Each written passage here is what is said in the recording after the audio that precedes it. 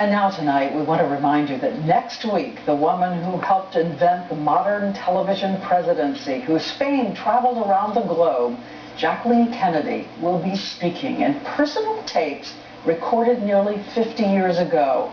The tapes are included in a new book about her life with President Kennedy, which will be out next week as well.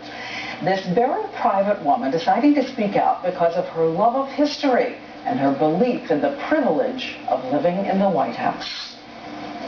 The audio tapes, 8.5 hours of them, recorded just 4 months after her husband's assassination, and at her request sealed until after her death. And when the tapes begin to roll, we finally meet the real woman behind those photographs.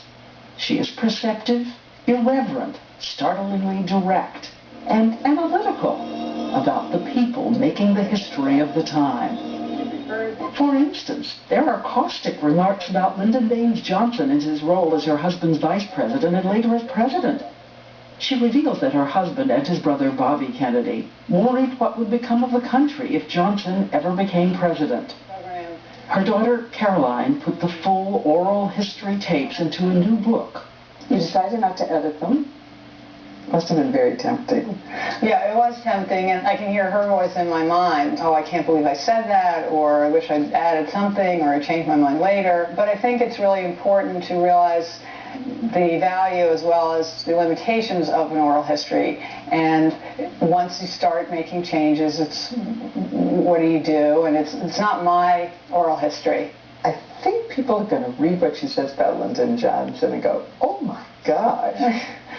It's funny because she was really fond of Lyndon Johnson. She found him really amusing and warm-hearted. You know, I hope people will listen to these tapes and then go beyond them and try to figure out what else is going into what's said. So I think this is very much a moment in time.